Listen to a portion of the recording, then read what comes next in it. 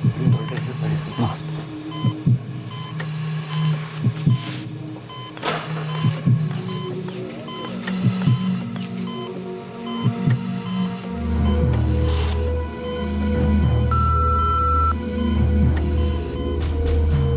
Dam charcoal binding काम नहीं कर रही है, टॉक्सिसिटी शूट हो रही है।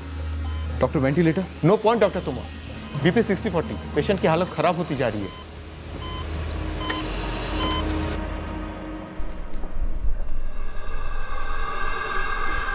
समीर, ये सब कैसे हो गया? अंकल कुछ पता ही नहीं चला।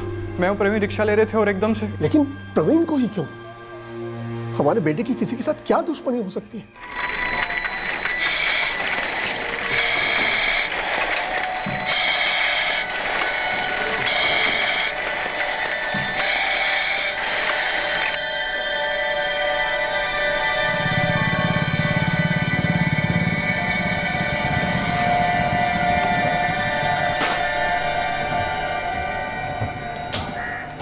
जगजीत मामा, ये रंजन क्यों किया उसने ऐसा?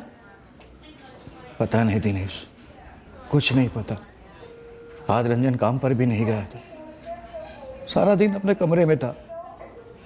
जब तेरी मामी उसे चाय देने गई तो उसने देखा कि रंजन जमीन पर पड़ा था। पास में चूहे मारने वाली दवाई की शीशी भी थी।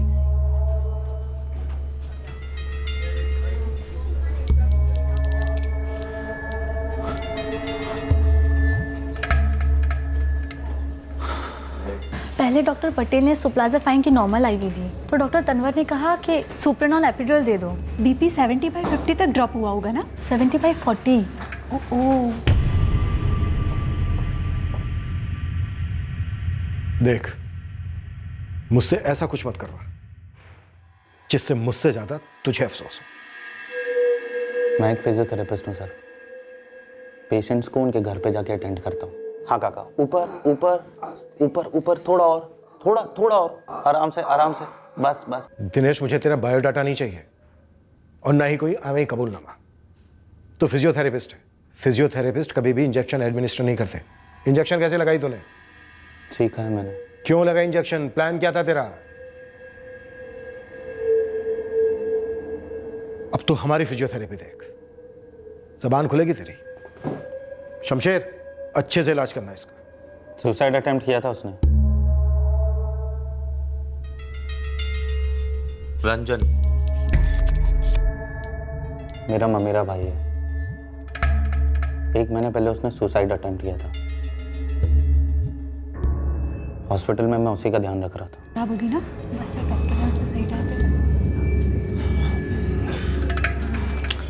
जी सिस्टर, मैं एक फिजियोथेरेपिस्ट हूँ। मैं अभी आप लोगों की बातें सुन रहा था। मुझे आपसे कुछ जानना है। क्या?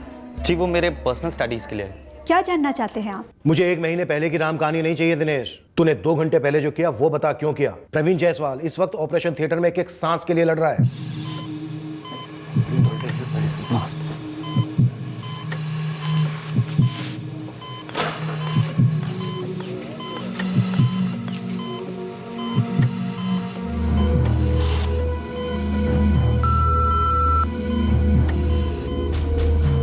डैम चारकोल बाइंडिंग काम नहीं कर रही है, टॉक्सिसिटी शूट हो रही है।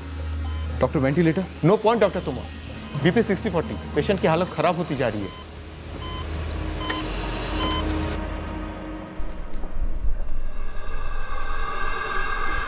समीर, ये सब कैसे हो गया? अंकल कुछ पता ही नहीं चला। मैं और प्रवीण रिक्शा ले रहे थे और एकदम से। लेकिन प्रवीण को ही क्यों? हमारे बेटे की किसी के साथ क्या दुश्मनी हो सकती है?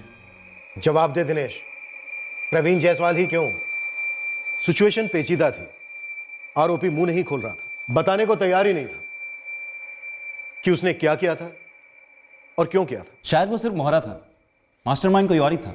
शायद वो जानता था कि क्राइम के बाद वो पकड़ा जाएगा। उसकी खामोशी भी साजिश का हिस्सा थी शायद। पर ऐसा लग नहीं रहा था कि उसने अपने आप को जानबूझकर पकड़वाया हो। हमारे साथ कोई गेम खेल रहा हो। प्रवीण जायसवाल पर जो अटैक हुआ था वो बहुत ही अजीब था। इससे पहले मैंने ऐसा अटैक कभी नहीं देखा था। एक अरसे से विक्टिम का पीछा किया जा रहा था।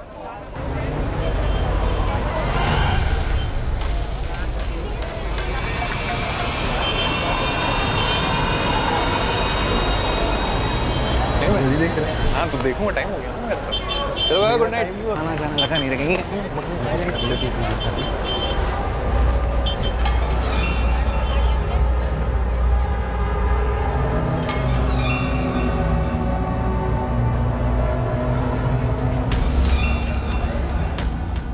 सात आठ दिन चला। उसके ऑफिस के बाहर वाली ग्वाला की मंडी के ऑटो रिक्शा स्टैंड से वो रिक्शा लेता था।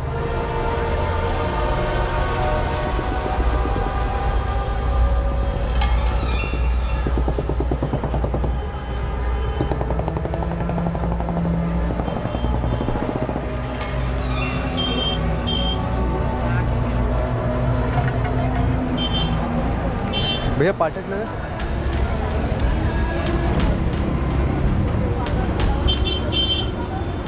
और तूने सोचा कि अटैक के लिए वो जगह बिल्कुल सही है, क्योंकि वहां से तू भीड़ में गायब हो सकता था। जी सर, प्लान कुछ वैसा ही था।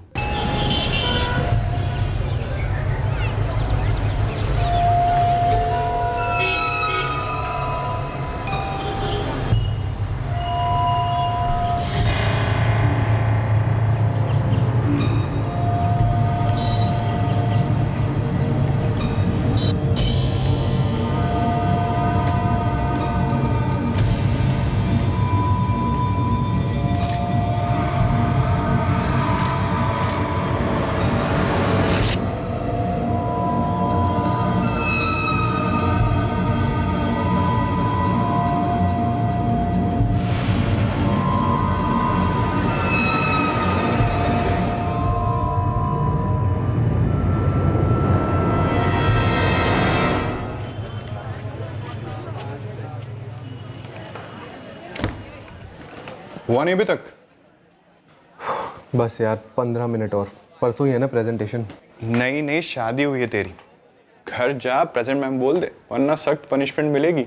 अभी 5 मिनट पहले फाइनल वार्निंग भी मिली है। हाँ हाँ, कल भी तुमने 5:30 ही कहा था और फिर तुम 7:30 बजे आए। अरे मेरी जान, आज पक्का 6 बजे पहुंचूंगा। 15 मिनट में फ्रेश हो जाऊंगा, फिर हम डिनर करने बाहर जाएंगे बड़े तालाब। डन? हाँ जी डन, पर फिर भी मैं कुछ बना कर रखती हूँ। यार मैं बोल रहा हूँ ना, मैं आ जाऊंगा। तुम्हारा पक्का मैं तब मानूंगी जब 6 बजे तुम्हें अपने सामने पाऊंगी। 6 तो यहीं बज गए और तू मेरे सामने। बड़ा तालाब नहीं, बड़ा बवाल होने वाला है तेरे घर में। शुभ शुभ बोल यार तू। बस 6:15 तक ट्राई कर लेता हूँ, हुआ ठीक है, नहीं तो कल ही कंप्लीट करूंगा मैं। 15 मिनट बोल बोल के पूरे 45 मिनट ले ली तूने। जब मैं इतना इरिटेट हो रहा हूँ तो अपनी नई नई वाली दुल्हन के बारे में तो सोच। कितने महीने हुए? 4? 3 भाई मेरे, तीसरे महीने में ना तो रोमांस फ्रंट फुट पे खेलना होता है। कपल की ट्यूनिंग पीक पे होती है ना यार। सैटरडे को मैंने फुल डे ऑफ लिया एडवांस में। घर पे रह के पूरा दिन रोमांस करूंगा, सिर्फ और सिर्फ रोमांस। भाई औरतों की मेमोरी ना किसी हार्ड ड्राइव से ज्यादा होती है, इसीलिए बार कमिट करके मुकर मत जाना, वरना गौरी तुझे छोड़ेगी नहीं।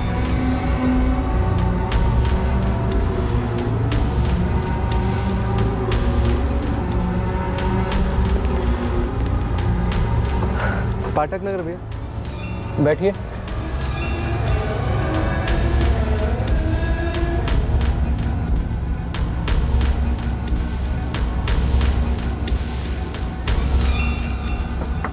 अरे अरे, पकड़ो उस आदमी को, उसने कुछ किया है साहब को। अरे वो बंदर टोपी वाला, पकड़ो उसे, पकड़ो पकड़ो। अरे पकड़ो बंदर टोपी वाले को, पकड़ो पकड़ो उसको। क्या हो भाई? पता नहीं साहब, कोई पॉकेट वॉकेट मारा होगा। चलो।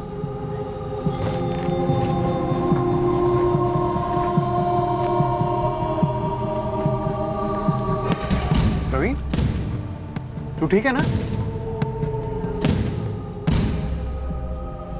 रवि, तू ठीक है ना? साहब, वो जो आदमी भागा उसने आपके गले पे कुछ मारा लगता है।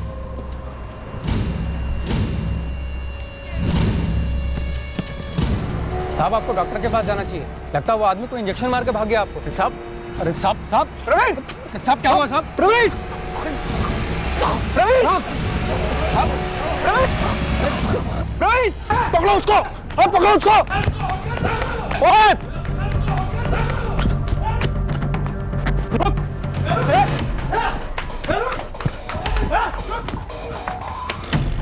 रुक, रुक।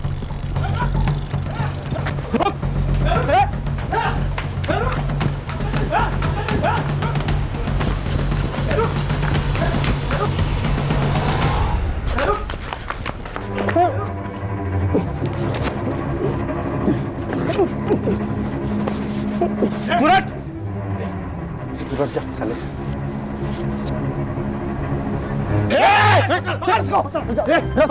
रस्सी रस्सी है किसी के पास? लेके आओ। ग्वाला की मंडी पे रिक्शा स्टैंड है, प्लीज प्लीज वहाँ जल्दी एम्बुलेंस भेज दीजिए प्लीज। साहब मैं कहता हूँ एम्बुलेंस को आने में देर लगेगी। इन साहब की हालत ठीक नहीं लग रही है, इन्हें रिक्शा में अस्पताल ले चलते हैं। हाँ ठीक है, चलो चलो चलो उठाओ भाई, उठाओ चलो भाई, चलो चलो चलो। हाँ साहब, ग्वाला की मंडी। बाकी लोग उस आदमी को लेकर सिविल हॉस्पिटल चले गए हैं साहब। हाँ साहब, मारने वाले आदमी को हमने पकड़ रखा है, उसके पास से इंजेक्शन भी मिला है साहब। देखिए हम अपनी पूरी कोशिश कर रहे हैं, पर आपको बता दूं ब्लड प्रेशर बहुत ही ज़्यादा गिर गया है, कोमा के चांसेस हैं। एक्सक्यूज। अरे बैठाओ बैठाओ। अटैकर फिजियोथेरेपिस्ट है। बड़ी अजीब बात है, फिजियोथेरेपिस्ट इंजेक्शन देने के लिए क्वालिफाइड नहीं होते हैं, पर आजकल कुछ कह नहीं सकते। लोग क्या क्या सीख लेते हैं और फिर उसका इस्तेमाल क्राइम करने के लिए करते हैं। ये अलग अलग एनेस्थेटिक्स का एक डेडली मिक्सचर है। डॉक्टर, अभी हम अटैकर को पूरी तरह से क्रैक नहीं कर पाए हैं। उसने 3 दवाइयों के नाम लिए थे। ये तीनों एनेस्थेटिक्स हैं।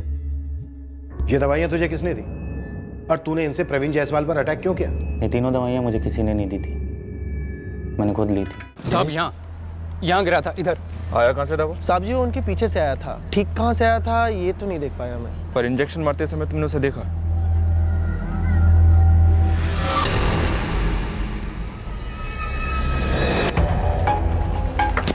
अरे अरे पकड़ो उस आदमी को। साहब मैं चिल्लाता हुआ भागा उसके पीछे, 2-4 लोग और साथ आ गए, फिर धर लिए साले को। यहाँ साहब ये परवीन जो आपने बताया, उसको थोड़ी देर बाद पता चला कि उसके साथ कुछ हो गया है। लेकिन साहब मैंने एकदम साफ साफ देखा था, उस आदमी ने ऐसे सुई चुबा दी उस प्रवीण के गले में, यहाँ। पकड़ो पकड़ो पकड़ो पकड़ो। मैंने खुद बोला उसे कि आपको इंजेक्शन मारा गया है, गले से थोड़ा खून भी आ रहा था। उससे फिर अजीब सा होने लगा। इन तीनों के नाम, नंबर और पते ले लो, तीनों के स्टेटमेंट लगेंगे। ये तीनों एनेस्थेटिक्स मैंने एक हॉस्पिटल से लिए थे, बताया तो था मैंने आपको। 1 महीने पहले मेरे मामा के लड़के ने सुसाइड अटेम्प्ट किया था। मुझे आपसे कुछ जानना है। क्या? जी वो मेरे पर्सनल स्टडीज के लिए है। क्या जानना चाहते हैं आप? बात कर रहे थे, ये किसी को दिया गया है क्या? जी, एक पैंक्रियास के पेशेंट का ऑपरेशन चल रहा है। ये सबसे पावरफुल माना जाता है। काफी स्ट्रांग है, पर उससे भी स्ट्रांग होते हैं ना। जैसे कि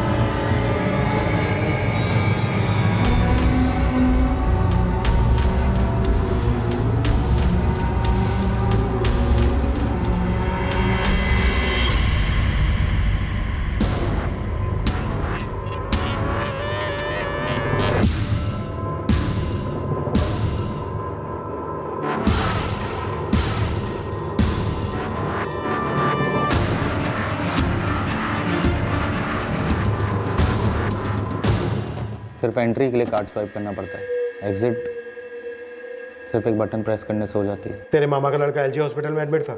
जी। क्यों मारना चाहता है प्रवीण जायसवाल को? दुश्मनी क्या है उसके साथ तेरी? मेरी कोई दुश्मनी नहीं है प्रवीण जायसवाल के साथ, किसी और की है। दिनेश कौशल, ये कौन है? और हमारे बेटे की उससे क्या दुश्मनी है? हम पता कर रहे हैं, पर ये दिनेश कौशल ज्यादा कुछ बोल नहीं रहा है। दिनेश कौशल?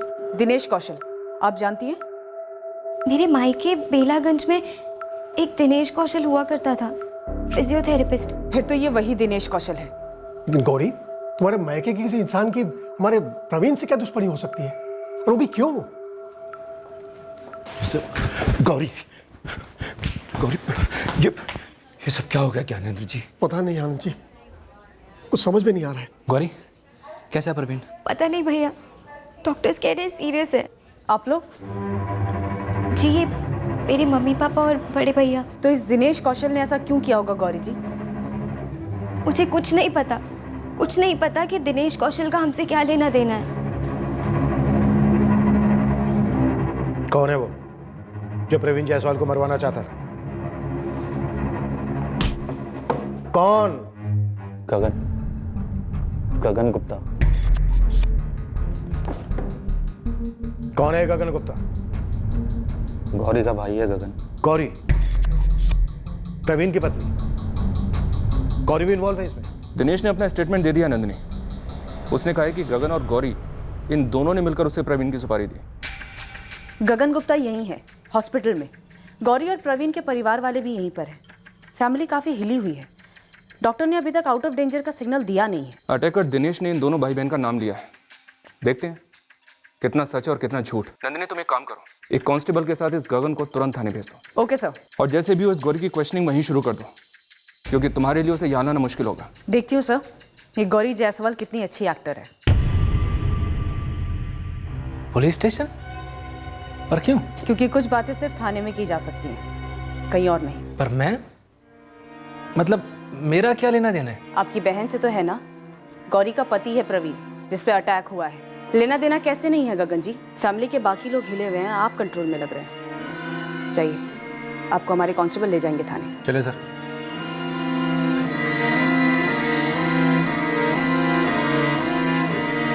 गौरी जी, 2 सवाल है आपके लिए, आइए हमारे साथ।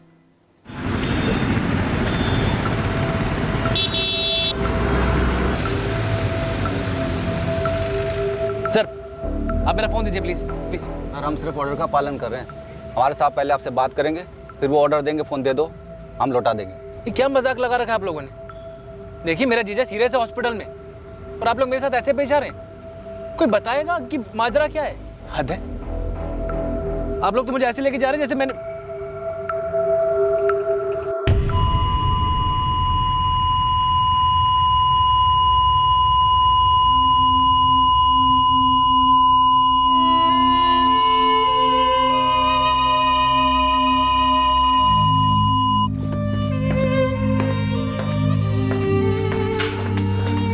डॉक्टर साहब, हम हमारे बेटे से मिल सकते हैं? अब कैसा है मेरा बेटा?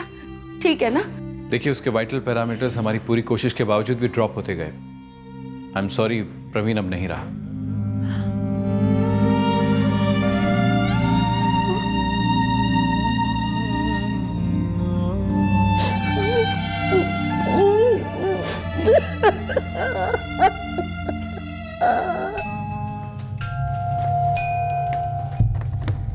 Madam, 1 minute.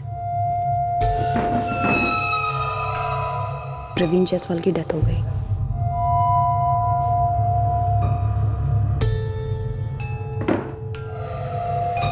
ये सब क्या हो रहा है? मुझे यहाँ पर अलग क्यों बिठा कर रखा है? मेरे फैमिली से वहाँ ऑपरेशन चल रहा है। ऑपरेशन खत्म हो गया है। खत्म हो गया है? तुम्हारे पति प्रवीण जायसवाल अब नहीं रहे गौरी, पर तुम्हें तो पूरी गारंटी थी ना कि तुम्हारे पति इस अटैक से बच नहीं पाएंगे। प्रवीण जायसवाल सरवाइव नहीं कर पाया, लेकिन उसके कत्ल का मोटिव लगभग हमारे सामने था। प्रवीण और गौरी की शादी के तो सिर्फ 3 महीने ही हुए थे, और 3 महीने में उसने ऐसा भयानक प्लान बना लिया। और गौरी का भाई गगन गुप्ता सिर्फ बिजनेस के लिए उसने इतना बड़ा कांड करवाया। अनबिलीवेबल। इस मर्डर की मोडस ऑपरेंडी और मोटिव दोनों शॉकिंग भी थे और अनबिलीवेबल भी, पर जो उस वक्त हमारे सामने था वो अधूरा सच था। इस साजिश का एक भयंकर पहलू अभी भी पर्दे के पीछे था।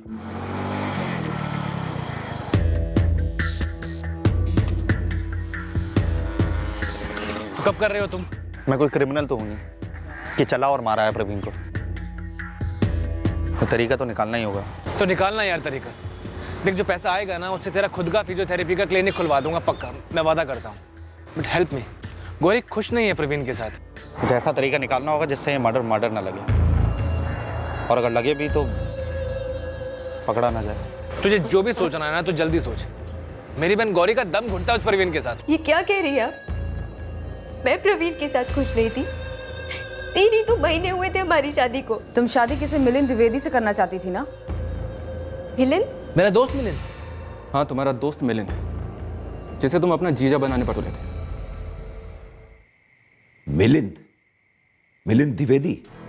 वो गौतम जी का बेटा? जी बाबा, अच्छा दोस्त था मेरा। अपनी गौरी के लिए बिल्कुल सही रहेगा। गौरी मिली है मिलिंद से?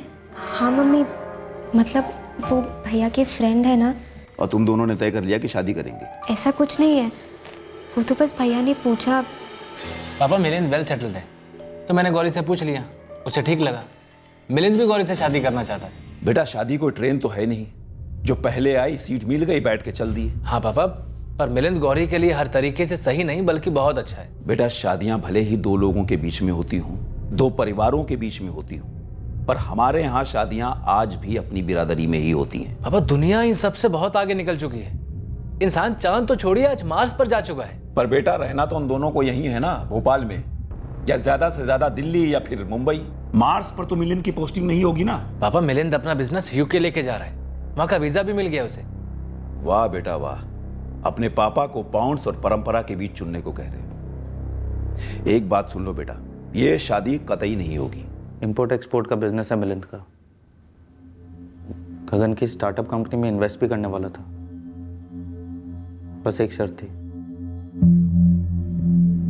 गौरी से शादी करनी थी उससे।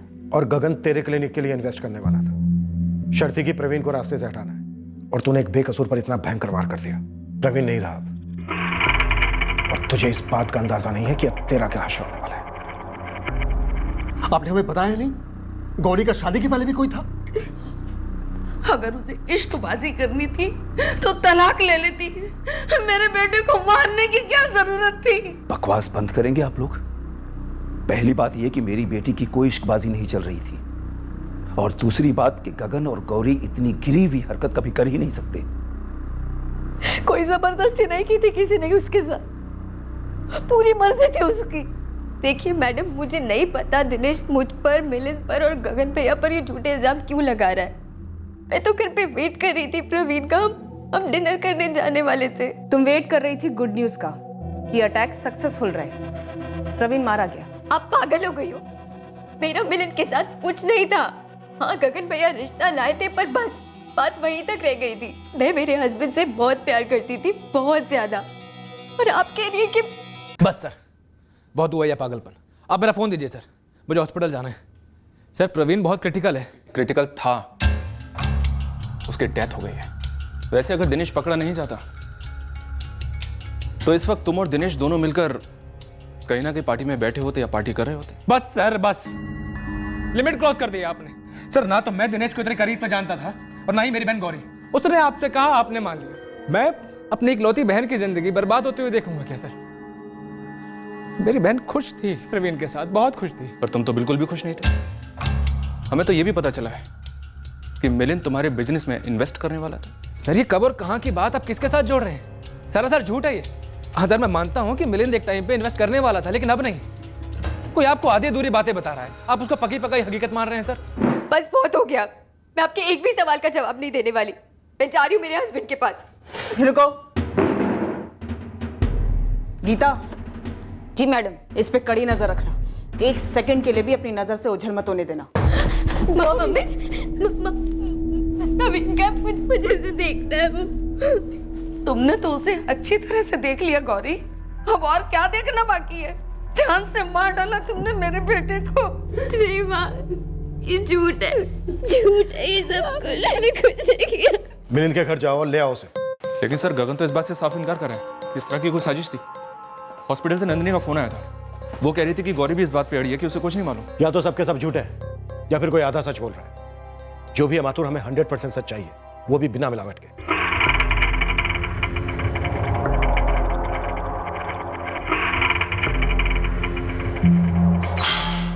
अरे ये क्या वाहियत बर्ताव कर रहे हैं आप मेरे साथ? देखिए इस समय मुझे मेरी फैमिली के पास होना चाहिए। आप समझ नहीं रहे हैं, मेरी छोटी बहन विधवा हुई है। सर मैंने आपको सब कुछ तो बता दिया है। वो दिनेश झूठ बोल रहा है, गेम खेल रहा है, कोई फंसा रहा है मुझे। सर दिनेश झूठ बोल रहा है। एक काम करते हैं सर, इस मिलिंद की हिस्ट्री खोद निकालते हैं। ये गगन कह रहा था कि वो यहाँ है ही नहीं और उसकी शादी भी हो चुकी है। सर गौरी की शादी से पहले ही मिलिंद की शादी हो गई थी। शादी के तुरंत बाद मिलिंद लंदन में शिफ्ट हो गया सर। तब से लेकर अब तक हमारे बीच में कोई कांटेक्ट ही नहीं हुआ सर। मुझे पता नहीं दिनेश आपसे क्यों बार बार झूठ बोले जा रहा है। मिलिंद के घर से उसकी शादी की डिटेल्स निकालो और सभी के फोन रिकॉर्ड्स स्कैन करना शुरू कर दो। इंसान चाहे कितना भी झूठ बोल ले, लेकिन उसके करतूतों की परछाइयां सच को सामने ले ही आती हैं।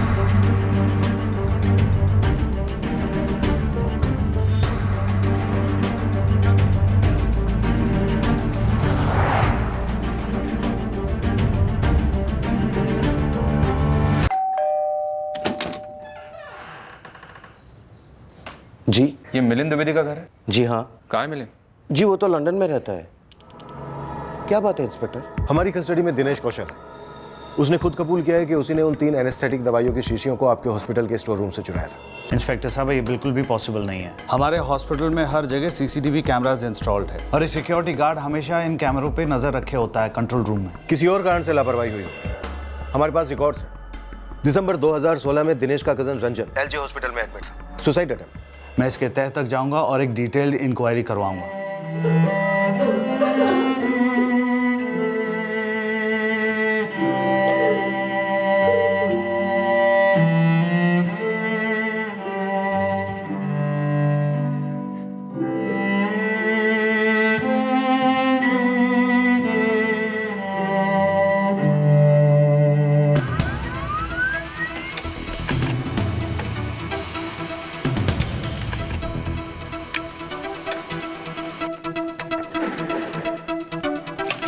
सर, मिलिंद से बात हुई फोन पर, वो लंदन में है।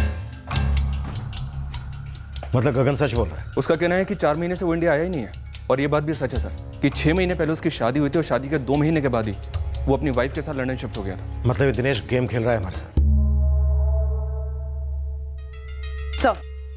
सर, अगर गगन गुप्ता ने दिनेश कौशल को सुपारी दी या दोनों के बीच में कोई साजिश हुई तो दोनों की एक बार तो फोन पे बात हुई होती या मैसेजिंग हुई होती। सर, मैंने दोनों के पिछले 6 महीने के कॉल रिकॉर्ड्स निकाल के स्कैन किए, बट कोई कनेक्शन नहीं निकला, एक बार भी नहीं। सर, ये दिनेश और गगन दोनों बेलागंज के एक ही मोहल्ले में रहते हैं, तो हो सकता है कि इन दोनों ने जानबूझकर आपस में कभी फोन पर बात ना की हो ताकि कभी कोई कनेक्शन ही साबित ना हो।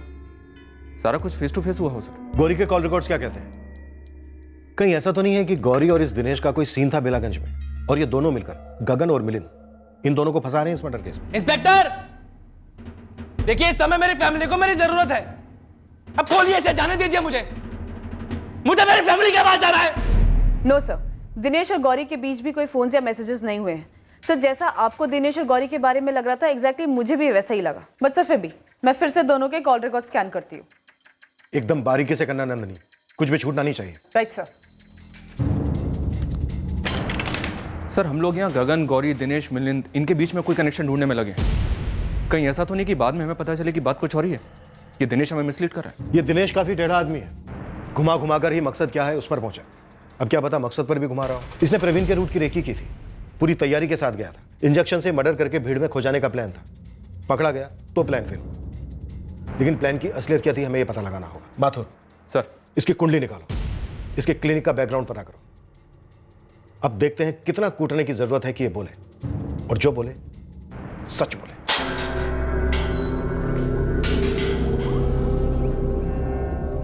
चल आजा, थोड़ी मटर गश्ती करते।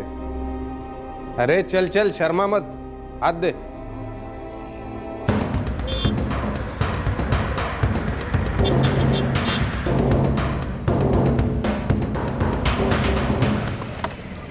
सर, मुझे कुछ पता नहीं। मेरा बेटा दिनेश कुछ ऐसा कर सकता है, इस बात का विश्वास भी नहीं हो रहा मुझे। आपके बेटे दिनेश ने जिस आदमी का कत्ल किया है, प्रवीण जायसवाल, वो उसकी पत्नी गौरी और उसकी फैमिली दोनों को जानता था। जानते तो हम भी हैं उन्हें, यही 2 गली के बाद उनका मकान है, पर हमारा उनसे कुछ ऐसा लेना देना नहीं था जिसकी वजह से दिनेश कुछ ऐसा।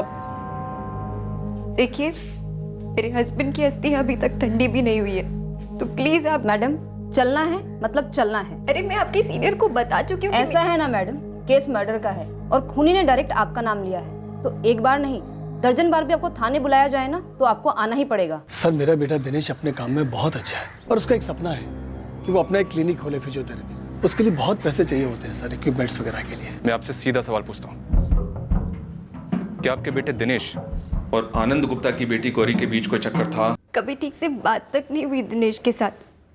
हम एक ही मोहल्ले में से है, बचपन से देखते आ रहे एक दूसरे को और वहाँ हर कोई जानता है एक दूसरे को, और हमारे तो कुछ कॉमन दोस्त भी हुए होंगे, जैसे ये निखिल चौहान। गौरी, तुम्हारे और दिनेश के फोन रिकॉर्ड में निखिल चौहान ये कॉमन नंबर शो अप होता है। पिछले 1 महीने में तुम्हारी और निखिल के बीच में काफी बातें हुई हैं, हमने उसके भी फोन रिकॉर्ड्स निकलवाए हैं। ये तुम्हारे बेलागंज का ही रहने वाला है ना? तुम्हारे निखिल और दिनेश, इन तीनों के बीच में क्या कनेक्शन है?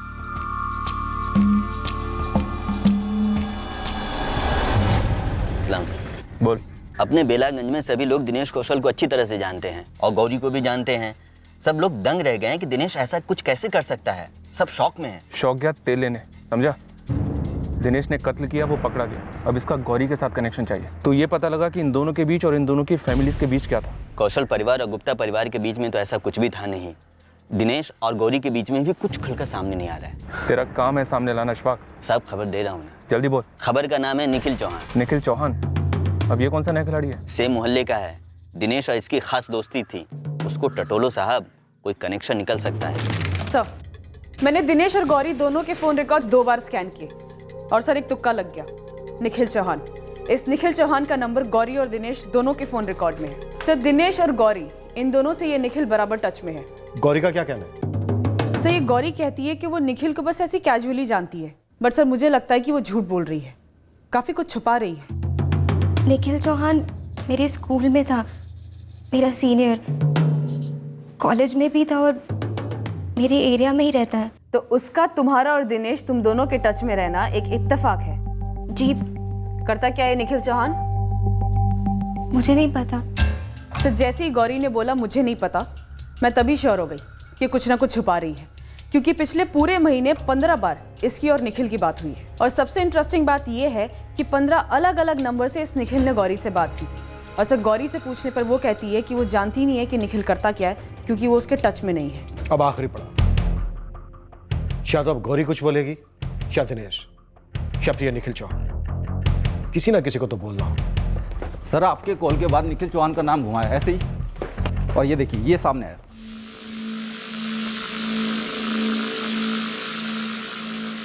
अंडर ट्रायल है निखिल चौहान।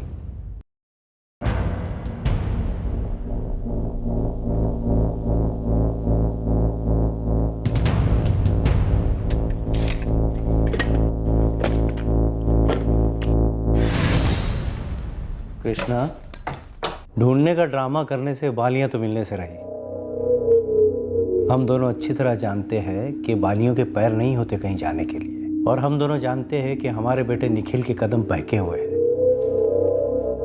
आपने देखा उसे लेते हुए? चोरी को लेना नहीं कहते कृष्णा, आज अपने घर में की है। उसे हड़बड़ाहट में घर से बाहर जाते हुए देखा है मैंने। ये ले 17 है। क्या घनश्याम जी, आपको तो पता है मुझे राउंड फिगर पसंद है। 17 में मजा नहीं आ रहा है, 20 कर दो ना। अबे निखिल, बिना बिल के दे रहा हूँ, और वैसे राउंड फिगर 15 भी होता है। तू वापस कर, मैं 15 कर देता हूँ। नहीं चलेगा। गौरी जायसवाल, देखो, लगभग हम श्योर हैं कि निखिल चौहान तुम्हारी जिंदगी का हिस्सा है। कितना अतीत, कितना वर्तमान, कितनी अतीत ने वर्तमान में प्लानिंग की, भविष्य की। जो भी है सच सच बता दो। सब कोई माजरा नहीं है। मैं तो उसे कभी कॉल भी नहीं करती थी सामने से, वो खुद करता था। क्यों करता था? तापमान पूछने के लिए, या फिर अतीत की आग अब भी सुलग रही है तुम दोनों के बीच? ऐसा कुछ नहीं है, और जो कुछ भी था वो 1 साल पहले ही खत्म हो गया था। जो था क्या था, या फिर क्या है? क्योंकि अगर था होता तो पिछले 1 महीने में 15 कॉल नहीं करता, वो भी अलग अलग नंबर से। बोल दो गौरी, अभी भी तुम दोनों का अफेयर चल रहा है ना?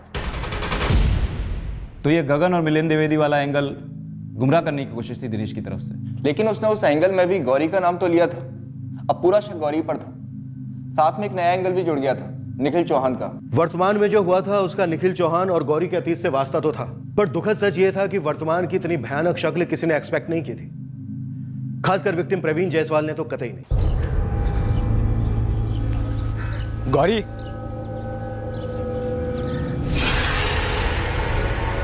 गौरी, गौरी, कॉल्स काट रही है, बात नहीं कर रही है, क्यों? कॉल्स काट रही हूँ, बात नहीं कर रही हूँ, काफी है ना समझने के लिए कि हम दोनों के बीच जो कुछ भी था खत्म हो गया है। गौरी, मैं दिल से पछता रहा हूँ।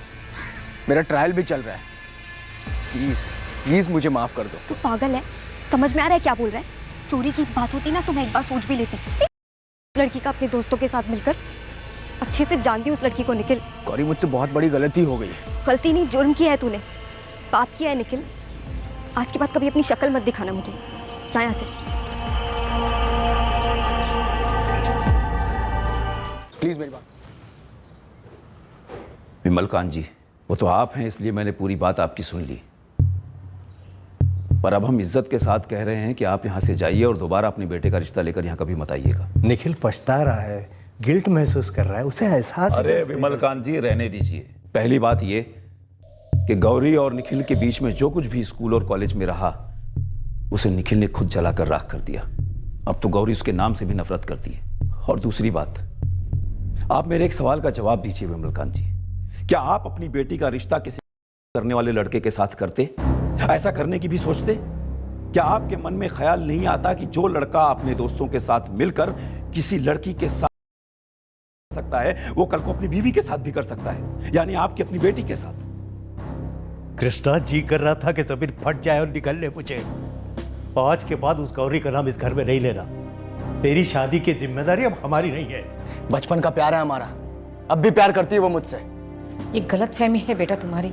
वो अब तुझसे नफरत करती है। और एक बात कान खोलकर सुन ले, अरे इस मोहल्ले में तो क्या, इस शहर में भी कोई लड़की देने से रहा हमें। बाहर के कुछ रिश्ते हैं, उन्हें कुछ बताने की जरूरत नहीं है। आप लोगों को जो ठीक लगता है कीजिए, मैं किसी से भी शादी करने को तैयार हूँ।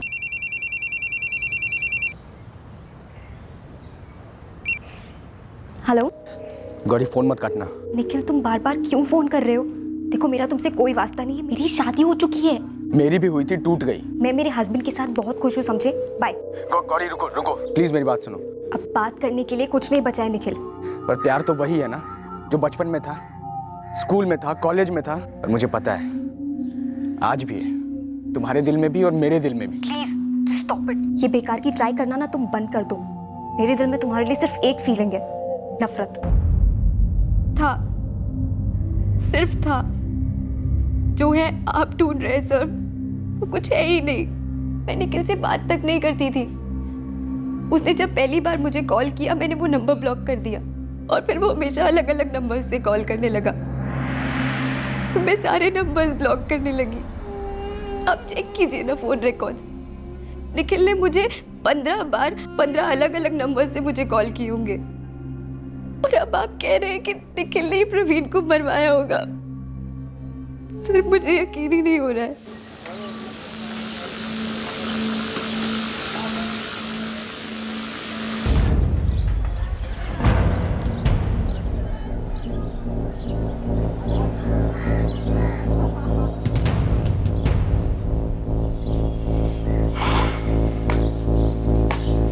निखिल चौहान, वैसे अगर तू भागता तो अच्छा होता, हम सबकी थोड़ी कसरत हो जाती। अब नहीं भागा तो नहीं भागा, ये तो और भी अच्छी बात है। अब तू बिना कसरत के ही अपना जुर्म कबूल कर लेगा। सर, दिनेश कौशल ने मुंह खोला, बोल रहा है किसी निखिल चौहान के कहने पर उसने प्रवीण जायसवाल पर अटैक किया। एक लंबे अरसे से किसी ने हमें इतना नहीं घुमाया है। तो निखिल ही मेरे पैसे का इंतजाम कर रहा था और उसी का ही आइडिया था, अगर पकड़ा जाओ तो गगन को फंसा देना, मिलियन का नाम लेकर। नुपुर ऐसी क्या बुरी थी जो तलाक दे दिया तूने उसे? नुपुर बुरी थी क्योंकि वो मेरी गौरी नहीं थी। तब गौरी कौन सी तेरी हो सकती है? शादी हो चुकी है उसकी यार। भाई शादियाँ ना हड्डियों की तरह होती है, मजबूत से मजबूत हड्डियाँ भी टूट जाती है, और ये तुझसे बेहतर कौन जान सकता है भाई। अरे टूटी हड्डियाँ जुड़ सकती हैं निखिल, लेकिन टूटा दिल और टूटा भरोसा कभी नहीं जुड़ते। मुझे पता है मैंने गौरी को बहुत दुख दिया है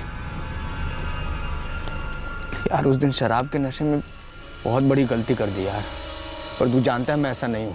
न पहले कभी कुछ ऐसा किया है न दोबारा करूँगा। देख, अब जो हो गया है उसका सामना कर, अपने फ्यूचर का सोच यार। मेरा पास्ट भी गौरी थी, मेरा प्रेजेंट भी गौरी है और मेरा फ्यूचर भी गौरी है। मेरी पूरी लाइफ गौरी है। और गौरी की लाइफ उसका पति है प्रवीण। तेरे लिए वो अपनी शादी नहीं तोड़ेगी यार। ना तोड़े, पर मेरे साथ भी रिश्ता जोड़े। मुझे इस अरेंजमेंट में कोई प्रॉब्लम नहीं है। प्यार का रिश्ता कोई अरेंजमेंट नहीं होता। और गौरी ना प्रवीण के साथ एक नहीं, दो नहीं, पूरे 7 जन्मों के लिए जुड़ चुकी है यार। तो वो उसको अगले जन्म में मिलेगी। इस जन्म में तो गौरी मेरी है। जल्दी से जल्दी उसको स्वर्ग लोग पहुंचा देते हैं।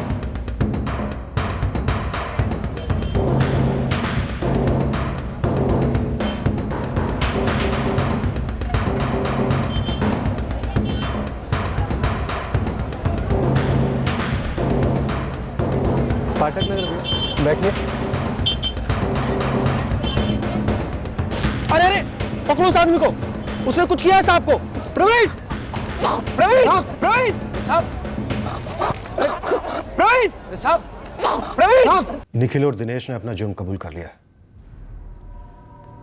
दिनेश हमें गुमराह करने की कोशिश कर रहा था क्योंकि निखिल उसके लिए पैसों का इंतजाम कर रहा था। उन पैसों से दिनेश अपने लिए फिजियोथेरेपी क्लिनिक खोलना चाहता था। दिनेश जब जब प्रवीण का पीछा करता, निखिल भी होता था वहां पर। अटैक के वक्त भी था, देख रहा था सब कुछ।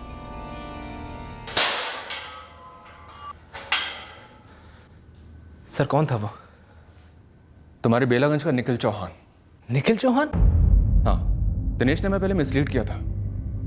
दरअसल निखिल ने ही दिनेश को भेजा था। सर इस निखिल ने मेरी बहन की जिंदगी बर्बाद कर दी। वो रेपिस्ट है सर, क्रिमिनल है वो। और अब खूनी भी। निखिल को कोई जेन्युइन पछतावा नहीं था। चोरी से गैंग रेप और फिर मर्डर पे उतर आया। ऑफिसर, ऐसे ऑब्सेसिव और वहशी क्रिमिनल के लिए तो उम्र कैद की सजा भी मिनिमम ही होगी। और वो दिनेश कौशल, इतना कोल्ड ब्लडेड, इतना क्रूर, क्या उस प्राइवेट हॉस्पिटल ने कोई एक्शन लिया अपने लापरवाह स्टाफ पर? उनकी इंक्वायरी अभी भी जारी है। जो यूज किए थे मर्डर के लिए वो ओवर द काउंटर नहीं बिकते, वो उसने हॉस्पिटल के स्टोर रूम से चुराए थे। सीसीटीवी होने के बावजूद वो अंदर दाखिल कैसे हो पाया, इसकी इंटरनल इंक्वायरी चल रही है हॉस्पिटल में। लेकिन ताज्जुब की बात यह है कि उस सीसीटीवी की मॉनिटरिंग किए जाने के बावजूद यह सब हुआ।